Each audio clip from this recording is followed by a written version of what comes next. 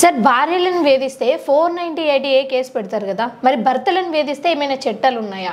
ఇప్పుడు ఒకటి ఏంటంటే భార్యలకు ఎందుకు 498A ఇవన్నీ పెడతారంటే తరతరాల నుంచి పెళ్ళవగానే భార్య అత్తగారింటికి వెళ్తుంది కాబట్టి అక్కడ సెక్యూరిటీ కావాలి కాబట్టి భార్యలకి ఈ సెక్షన్స్ అన్నది క్రియేట్ చేస్తాం జరిగింది. ఇప్పుడు తరాలు మారిన తర్వాత ఉమెన్ ఎంపవర్మెంట్ బాగా పెరిగిన తర్వాత ఎవ్వరు ఒకళ్ళ ఇంటికి పోవట్లేదు. పెళ్ళైన తర్వాత ఇద్దరు కలిసి ఒక ఇంటికి సపరేట్ ఇంటికి పోతున్నారు. ఎవరు ఉంటున్నారు కలిసి?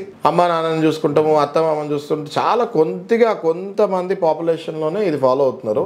ఇప్పుడు పెళ్లి చేసిన తర్వాత తల్లిదండ్రులే వాళ్ళని సపరేట్ ఇంటికి పంపించేస్తాము జరుగుతుంది. అదొక పెద్ద ఆచారం లాగా అయిపోయింది. మేము వాళ్ళకి ఫ్రీడమ్ ఇద్దాం అనుకుంటున్నాము, మేము వాళ్ళకి పానకంలో పుడకలాగా ఉండదలుచుకోలేదు అని పెద్ద పెద్ద మాటలు చెప్తున్నారు ఈ మధ్య పేరెంట్సే. అట్లా చెప్పి వీళ్ళని సపరేట్ గా పెడుతున్నారు. వీళ్ళు సపరేట్ గా పెట్టేసరికి విచ్చలవిడితనం పెరిగిపోయి ఒక భయము, ఒక రెస్పెక్ట్ ఇవన్నీ పోయి ఎవరు ఎప్పుడు ఇంటికి వచ్చినా పోయినా నన్ను అడిగేటోళ్ళు ఎవరు ఉండట్లే కాబట్టి చెడు అలవాట్లకి బానిసై తాగేసి వస్తూ ఆడమగా లేదు, ఆడవాళ్ళు తాగుతున్నారు, మగవాళ్ళు తాగుతున్నారు. ఆడవాళ్ళు కూడా తాగేసి వచ్చి మగవాళ్ళ మీద హింసలు పెడతాము, ఆడవాళ్ళు తాగేసి ఎవరితో పడితే వేరే వాళ్ళతో తిరుగుతాము. ఇట్లాంటివి చేస్తున్నప్పుడు ఆ భర్త కూడా భార్యల మీద చిత్రహింస పెడుతున్నారు అని చెప్పేసి ఐపీసీలో అనేక సెక్షన్స్ ఉన్నాయి. కొడుతున్నారు కూడా ఈ మధ్య. బాయ్ ఫ్రెండ్స్ తో కలిసి హస్బెండ్ ని కొడతాము, చంపుతాము, ఇట్లాంటివి కూడా మనము ఎన్నో చూస్తున్నాం. కాబట్టి 323 సెక్షన్ ఉంది. ఫర్ ఎగ్జాంపుల్ ఐపీసీ ప్రకారం ఎవరైనా కొట్టారనుకోండి మీకు భార్య తరపున బంధువులు, వెంటనే 323 సెక్షన్ వాళ్ళ మీద వేసేయచ్చు. అట్లా అనేక సెక్షన్స్ ఉంటాయి. సో ఇట్లా భర్తలకి టోటల్ ఎంటైర్ ఐపీసీ ఏదైతే ఉంటుందో ఇప్పుడు బిఎన్ఎస్ అయింది,